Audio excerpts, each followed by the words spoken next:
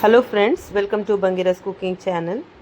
ಇವತ್ತು ನಾನು ಕಣಿಲೆ, ಹೆಸರುಕಾಳು ಮತ್ತು ಅಣಬೆಯ ಗಶಿ ಮಾಡ್ತಾ ಇದ್ದೇನೆ. ತುಂಬ ಚೆನ್ನಾಗಿರ್ತದೆ. ಇದು ಟ್ರೆಡಿಷ್ನಲ್ ರೆಸಿಪಿ, ಮಂಗಳೂರು ಕಡೆ ಎಲ್ಲ ಮಾಡುವಂತಹ ಒಂದು ಟ್ರೆಡಿಷ್ನಲ್ ರೆಸಿಪಿ ಕಣಿಲೆ. ಈಗ ಕಣಿಲೆ ನೋಡಿ, ಈಗ ಸೀಸನ್ ತುಂಬ ಚೆನ್ನಾಗಿರ್ತದೆ. ಇದರದ್ದು ಗಶಿ ಮಾಡಿದರೆ ಹೇಗೆ ಮಾಡೋದಂತ ನೋಡುವ ಫ್ರೆಂಡ್ಸ್. ನೋಡಿ, ಮೊದಲಿಗೆ ನಾನು ಕಣಿಲೆ ತಗೊಂಡಿದ್ದೇನೆ. ನೋಡಿ, ಇದೊಂದು 3 ದಿವಸಗಳ ಕಾಲ ನೀರಲ್ಲಿ ಹಾಕಿ ಇಡಬೇಕು. ಕಟ್ ಮಾಡಿ 3 ದಿನಗಳ ಮುಂಚೆ ನೀರಲ್ಲಿ ಹಾಕಿ ಇಟ್ಟಿದ್ದೇನೆ, ಕಟ್ ಮಾಡಿ ಎಲ್ಲ. ಇದು ಡೈಲಿ ನೀರು ಚೇಂಜ್ ಮಾಡ್ತಾ ಇರಬೇಕು ಇದರದ್ದು. ನೋಡಿ, ಹೆಸರು ಕಾಳು ನೋಡಿ, ಮೊಳಕೆ ಬಂದಿರುವಂತಹ ಹೆಸರು ಕಾಳು ಮತ್ತು ಮಶ್ರೂಮ್ ನೋಡಿ, ಒಂದು 300 ಗ್ರಾಮ್ಸ್ನಷ್ಟು ಮಶ್ರೂಮ್ ತಗೊಂಡಿದ್ದೀನಿ. ಕಟ್ ಮಾಡಿಕೊಂಡು ಇಟ್ಕೊಂಡಿದ್ದೇನೆ, ಕ್ಲೀನ್ ಮಾಡಿ ಕಟ್ ಮಾಡಿ ಎಲ್ಲ ಇಟ್ಕೊಂಡಿದ್ದೇನೆ. ಈಗ ಹೆಸರು ಕಾಳು ಇದು ಇದನ್ನು ಕಣಿಲೆಯನ್ನು ನಾನು ಉಪ್ಪು ಹಾಕಿ ಬೇಯಲಿಕ್ಕೆ ಇಟ್ಕೊಳ್ತೇನೆ.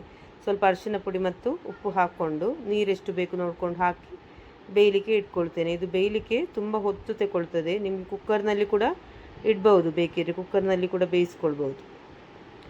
ನೋಡಿ, ಇಲ್ಲಿ ಮಸಾಲಕ್ಕೆ ನಾನು ಒಂದು 20 ಊರ ಮೆಣಸು ತಗೊಂಡಿದ್ದೇನೆ, ಒಂದು 10 ಬ್ಯಾಡಗಿ ಮೆಣಸು ಮತ್ತು 1 ಟೇಬಲ್ ಸ್ಪೂನಷ್ಟು ಕೊತ್ತಂಬರಿ ಮತ್ತು 1 ಟೀ ಸ್ಪೂನ್ನಷ್ಟು ಜೀರಿಗೆ. ನೋಡಿ, ಇಲ್ಲಿ 1 ನೀರುಳ್ಳಿ ಸ್ಲೈಸ್ ಮಾಡಿ ಇಟ್ಕೊಂಡಿದ್ದೇನೆ ಮತ್ತು ಒಂದು 5 ಎಸಳು ಬೆಳ್ಳುಳ್ಳಿ ಮತ್ತು ಸ್ವಲ್ಪ ಕರಿ ಲೀವ್ಸ್. ನೋಡಿ, ಇದನ್ನು ಡ್ರೈ ಸ್ಪೈಸಸನ್ನೆಲ್ಲ ನಾನು ರೋಸ್ಟ್ ಮಾಡ್ಕೊಳ್ತೇನೆ. ಈಗ ಮೆಣಸು, ಕೊತ್ತಂಬರಿ ಮತ್ತು ಜೀರಿಗೆಯನ್ನು ಸ್ವಲ್ಪ ಎಣ್ಣೆ ಹಾಕ್ಕೊಂಡು ರೋಸ್ಟ್ ಮಾಡ್ಕೊಳ್ತೇನೆ. ಚೆನ್ನಾಗಿ ರೋಸ್ಟ್ ಮಾಡ್ಕೊಳ್ಬೇಕು. ತೆಂಗಿನ ಎಣ್ಣೆ ಹಾಕ್ಕೊಳ್ತೇನೆ, ಸ್ವಲ್ಪ ಹಾಕ್ಕೊಂಡು ರೋಸ್ಟ್ ಮಾಡೋದು. ಒಂದು 20 ಊರ ಮೆಣಸು ಮತ್ತು ಒಂದು 10 ಬ್ಯಾಡಗಿ ಮೆಣಸು ತಗೊಂಡಿದ್ದೇನೆ. ಒಂದು ದೊಡ್ಡ ಚಮಚದಷ್ಟು ಕೊತ್ತಂಬರಿ ಮತ್ತೊಂದು ಸ್ವಲ್ಪ ಜೀರಿಗೆ ತಗೊಂಡಿದ್ದೆ, 1 ಟೀ ಸ್ಪೂನ್ನಷ್ಟು ಜೀರಿಗೆ. ಕೊತ್ತಂಬರಿ ಕಾಳೆಲ್ಲ ಉಂಟಲ್ಲ, ನೀವು ಮೀನಿಗೆಲ್ಲ ಹಾಕೋ ಥರ ಹಾಕಲಿಕ್ಕಿಲ್ಲ. ತರಕಾರಿ ಎಲ್ಲ ಮಾಡುವಾಗ ಉಂಟಲ್ಲ, ಕೊತ್ತಂಬರಿ ಎಲ್ಲ ಸ್ವಲ್ಪ ಕಮ್ಮಿ ಇದೆಲ್ಲ ಕೊತ್ತಂಬರಿ ಜೀರಿಗೆ ಎಲ್ಲ ಉಂಟಲ್ಲ, ತುಂಬ ಹಾಕ್ಕೊಳ್ಳಿಕ್ಕಿಲ್ಲ, ಸ್ವಲ್ಪ ಕಮ್ಮಿನೇ ಹಾಕ್ಕೊಳ್ಳೋದು. ಇದೆಲ್ಲ ಚೆನ್ನಾಗಿ ರೋಸ್ಟ್ ಮಾಡ್ಕೊಳ್ಬೇಕು. ಮೀಡಿಯಮ್ ಫ್ಲೇಮಲ್ಲೇ ಇಟ್ಟು ಚೆನ್ನಾಗಿ ರೋಸ್ಟ್ ಮಾಡ್ಕೊಳ್ಬೇಕು. ನೋಡಿ, ಕಣಿಲೆ ಬೇಯಲಿಕ್ಕೆ ಇಟ್ಕೊಂಡಿದ್ದೀನಲ್ಲ, ಇದು ಮಧ್ಯದಲ್ಲಿ ನೋಡ್ತಾ ಇರಬೇಕು, ಚೆನ್ನಾಗಿ ಬೇಯಬೇಕು. ಇದು ಬೇಯಲಿಕ್ಕೆ ಸ್ವಲ್ಪ ಹೊತ್ತು ತಗೊಳ್ತದೆ, ತುಂಬ ಹೊತ್ತು ಬೇಯಲಿಕ್ಕೆ ಕಣಿಲೆ. ಇದಕ್ಕೆ ನಾನು ಅಮಟೆಕಾಯಿ ಕೂಡ ಹಾಕ್ಕೊಳ್ತಾ ಇದ್ದೇನೆ. ಒಂದು 6 ಅಮಟೆಕಾಯಿ ಚೆನ್ನಾಗಿ ಜಜ್ಜಿ ಹಾಕ್ಕೊಂಡಿದ್ದೇನೆ. ಇದಕ್ಕೆ ಹುಳಿ ಏನು ಹಾಕಲಿಲ್ಲ ನಾನು, ಹುಳಿಯ ಬದಲಿಗೆ ಅಮಟೆಕಾಯಿ ಹಾಕ್ಕೊಳ್ತಾ ಇದ್ದೇನೆ. ಅಮಟೆಕಾಯಿ ಇಲ್ಲದಿದ್ದರೆ ಹುಣಸೆ ಹಣ್ಣು ಕೂಡ ಹಾಕ್ಕೊಳ್ಬೋದು, ಒಂದು ಸಣ್ಣ ಲಿಂಬೆ ಗಾತ್ರದಷ್ಟು ಹುಣಸೆ ಹಣ್ಣು. ಈಗ ಅಮಟೆಕಾಯಿ ಹಾಕಿರೋದ್ರಿಂದ ನಾನು ಹುಣಸೆ ಹಣ್ಣೇನೋ ಮಸಾಲಕ್ಕೆ ಹಾಕ್ಕೊಳ್ಳಿಲ್ಲ. ಇದು ಬೇಯಲಿಕ್ಕೆ ಇಟ್ಕೊಂಡಿದ್ದೀನಿ, ಚೆನ್ನಾಗಿ ಬೇಯಲಿ. ಅಷ್ಟರಲ್ಲೇ ನೋಡಿ, ಇದು ಉದ್ದಿರುವ ಮಸಾಲಕ್ಕೆ ಈ ಹಸಿ ಇಂಗ್ರೀಡಿಯೆಂಟ್ಸ್ ಕೂಡ ಹಾಕ್ಕೊಂಡೆ ನಾನು. ನೀರುಳ್ಳಿ, ಬೆಳ್ಳುಳ್ಳಿ ಮತ್ತು ಕರಿ ಲೀವ್ಸ್ ಮತ್ತು 1.5 ತೆಂಗಿನಕಾಯಿ ಹಾಕ್ಕೊಂಡಿದ್ದೇನೆ. ಅಂದರೆ 3 ಗೆರಟೆಯಷ್ಟು ತೆಂಗಿನಕಾಯಿ ತುರಿಯನ್ನು ಹಾಕ್ಕೊಂಡಿದ್ದೇನೆ. 1.5 ಗೆರಟೆ ತೆಂಗಿನಕಾಯಿದು ಮಸಾಲ ನೋಡಿ, ಎಲ್ಲ ಒಟ್ಟಿಗೆ ಹಾಕ್ಕೊಂಡು ರುಬ್ಬಿ ತಗೊಂಡಿದ್ದೇನೆ. ಇದು ಫೈನಾಗಿ ರುಬ್ಕೊಳ್ಬೇಕಂತೇನಿಲ್ಲ, ಸ್ವಲ್ಪ ತುಂಬ ಸಣ್ಣ ಆಗಬೇಕಂತೇನಿಲ್ಲ. ನೋಡಿ, ಇದಕ್ಕೊಂದು 2 ಟೊಮೆಟೊ ಕೂಡ ಹಾಕ್ಕೊಂಡಿದ್ದೇನೆ ನಾನು. ಕಣಿಲೆ ಬೇಯಲಿಕ್ಕೆ ಇಟ್ಕೊಂಡಿದ್ದೀನಲ್ಲ, ಅದಕ್ಕೇ 2 ಟೊಮೆಟೊ ಕೂಡ ಕಟ್ ಮಾಡಿ ಹಾಕ್ಕೊಂಡು ಬೇಯಲಿಕ್ಕೆ ಇಟ್ಕೊಂಡಿದ್ದೇನೆ. ನೋಡಿ, ಒಂದು 150 ಗ್ರಾಮ್ಸ್ನಷ್ಟು ಇದು ಹೆಸರು ಕಾಳು ತಗೊಂಡಿದ್ದೇನೆ. ಮತ್ತೊಂದು 300 ಗ್ರಾಮ್ಸ್ನಷ್ಟು ಮಶ್ರೂಮ್ ತಗೊಂಡಿದ್ದೇನೆ. ಇದು ಕಣಿಲೆ ಚೆನ್ನಾಗಿ ಬೆಂದ ಮೇಲೆ ಇದು ಹೆಸರು ಕಾಳು ಹಾಕ್ಕೊಳ್ಬೇಕು. ಯಾಕಂದರೆ ಹೆಸರು ಕಾಳು ನಿಮಗೆ ಬೇಗ ಬೇಯ್ತದೆ, ಮಶ್ರೂಮ್ ಕೂಡ ಹಾಗೆ ಬೇಗ ಬೇಯ್ತದೆ. ಮಶ್ರೂಮ್ ನಾನು ಮಸಾಲ ಹಾಕಲಿಕ್ಕೆ ಆಗುವಾಗ ಹಾಕ್ಕೊಳ್ಳೋದು. ನೋಡಿ, ಈಗ ಹೆಸರು ಕಾಳನ್ನು ಹಾಕ್ಕೊಳ್ತಾ ಇದ್ದೇನೆ. ನೋಡಿ, ಕಣಿಲೆ ಬೆಂದಿದೆ, ಹೆಸರು ಕಾಳನ್ನು ಹಾಕ್ಕೊಂಡಿದ್ದೇನೆ. ಹೆಸರು ಕಾಳು ಹಾಕಿ ಸ್ವಲ್ಪ ಬೇಯಬೇಕು.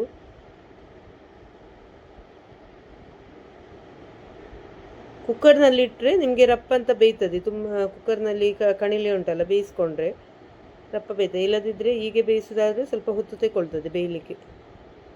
ನೋಡಿ, ಉಪ್ಪು ಕಮ್ಮಿ ಉಂಟಂತ ಮತ್ತೆ ಸ್ವಲ್ಪ ಉಪ್ಪು ಹಾಕ್ಕೊಂಡೆ ನಾನು. ರುಚಿಗೆ ನೋಡಿಕೊಂಡು ಉಪ್ಪು ಹಾಕ್ಕೊಳ್ಳಿ.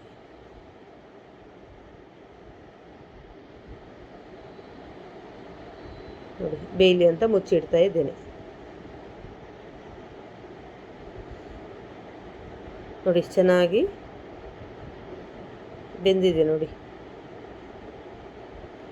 ಒಂದು ಕೆ ಜಿಯಷ್ಟು ಆಗ್ಬೋದು ಕಣಿಲೆ. ಇದು ಎಲ್ಲ ಕಟ್ ಮಾಡಿ ಎಲ್ಲ ಆದಮೇಲೆ 1 ಕೆ ಜಿಯಷ್ಟು ಇರ್ಬೋದು ಕಣಿಲೆ.